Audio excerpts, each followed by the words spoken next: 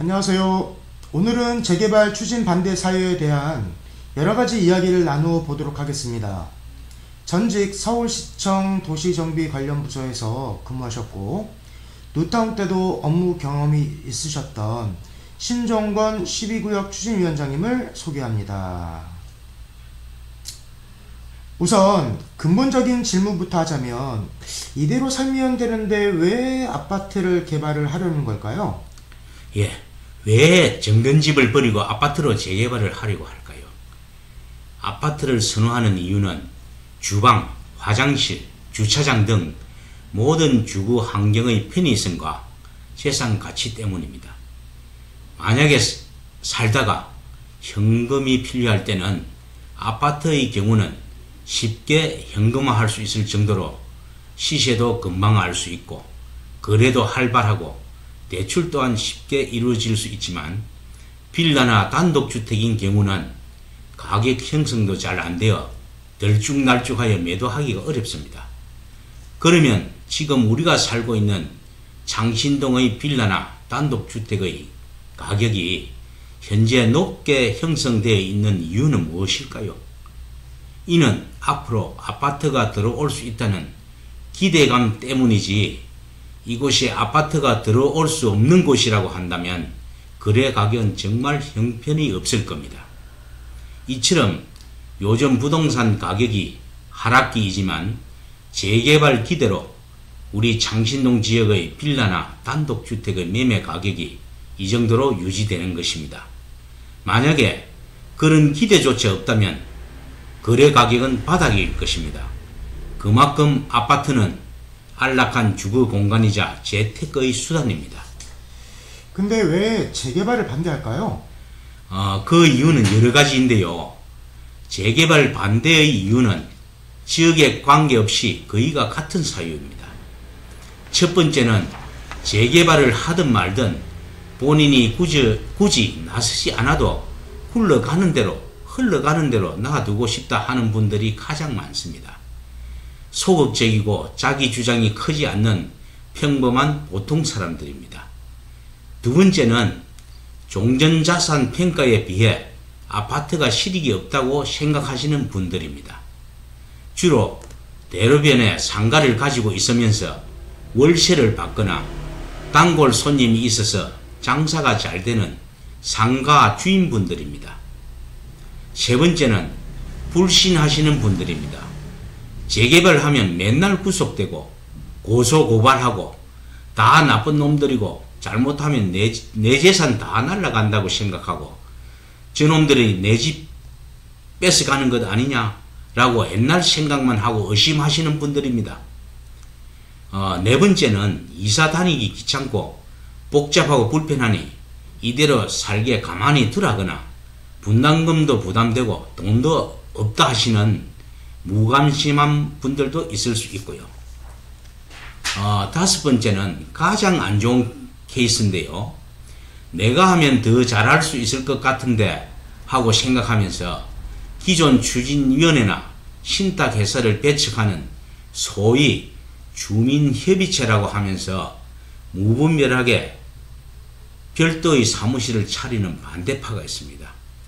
이 밖에도 악의적인 알박기나 연락이 두절된 소유자분들은 매도 청구 대상이 되니까 거론하지 않도록 하겠습니다. 그런데 우리 창신동은 이와 같은 재개발 반대 사유 말고도 더 큰 문제가 있습니다. 아시다시피 우리 창신동에서의 도시재생사업은 실패한 사업입니다.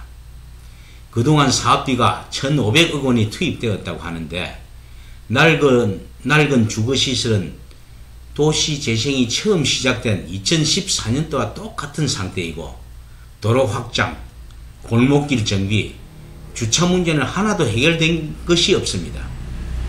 이들 도시재생파들은 도시재생협동조합을 만들어 그동안 서울시에서 지원해주는 각종 혜택과 무상임대 건물에서 활동해오면서 아직까지도 미련을 못 버리고 옛날 뉴타운 당시의 자료를 가지고 유언비어를 퍼뜨리면서 재개발을 극렬히 반대하고 있다는 사실입니다.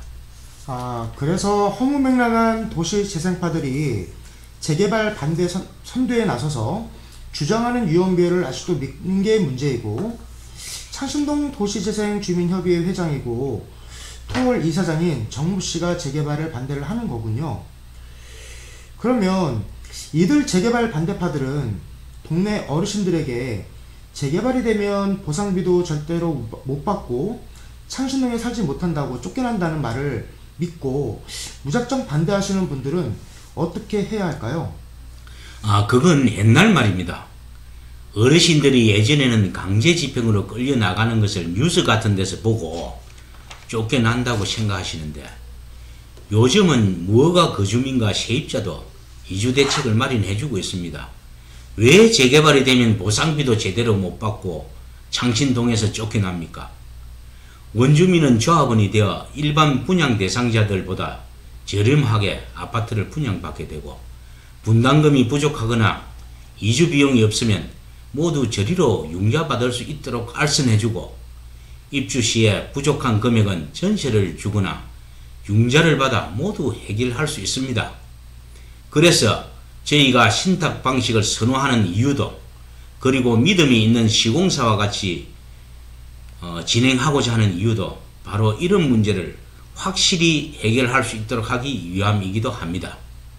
아파트 단지가 조성되면 현재의 주택 시세보다 3배 이상의 아파트를 분양받을 수 있게 됩니다. 만약 돈이 부족하다면 전세를 주고 그 돈으로 충분히 현재의 여건보다도 좋은 빌라도 구입하고 노후의 생활비도 충분히 보탤 수 있습니다. 그럼 재개발을 귀찮게 생각하는 사람들은 어떻게 생각하세요?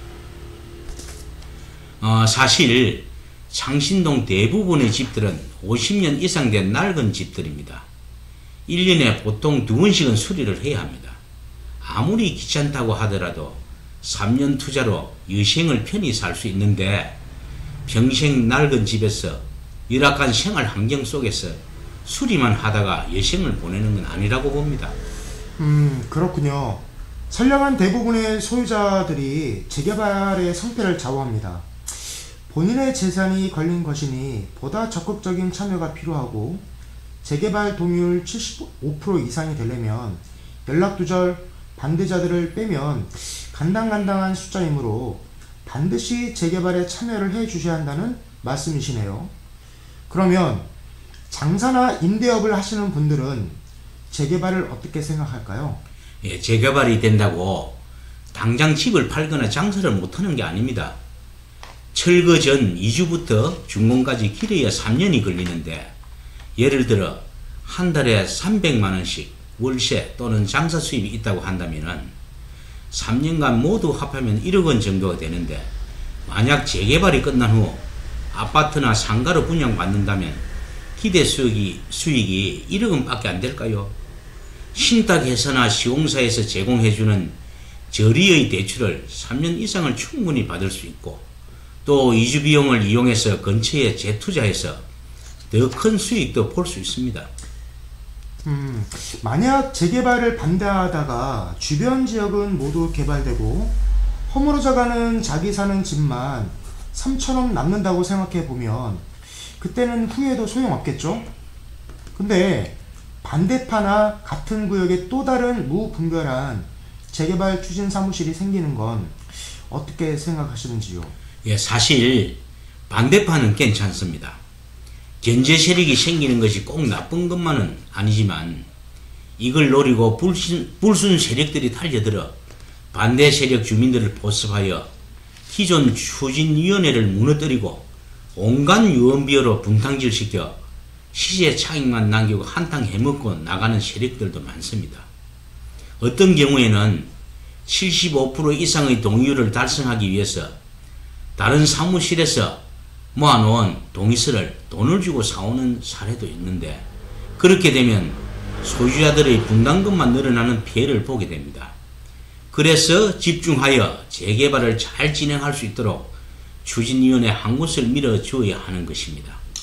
맞습니다. 근데 끝까지 재개발을 반대하시는 분들은 현금 청산이 될 수밖에 없지 않나요? 그래도 현금 청산 시에는 현 시세와 공시가격, 주변 보상 가격 등을 감안한 감정평가를 통해서 공정하게 보상해주고 있습니다. 그러나 재개발을 끝까지 반대하다가 현금 청산을 받았는데 입주 후 실제 아파트 가격이 2배 이상이 올라 땅을 치고 후회하시는 분들 진짜 많이 있습니다. 오죽하면 동의율 75% 받고 더 이상 동의서 안 내길 바라는 곳도 많겠습니까? 왜냐하면 현금 청산자가 많으면 일반 분양이 늘어나서 사업성이 좋아져 소유자들의 분담금이 줄어들기 때문입니다. 재개발을 반대하시는 분은 감정평가도 받아보시고 재평가도 받아보시고 주변 시세도 알아보시고 그러고 난 후에 반대하셔도 됩니다. 이제 우리 창신동은 달라지고 있습니다. 남측부터 메모드급으로 바뀌면서 창신동 우리 북측은 서울 중심부의 대장 아파트 단지로 변모할 것입니다.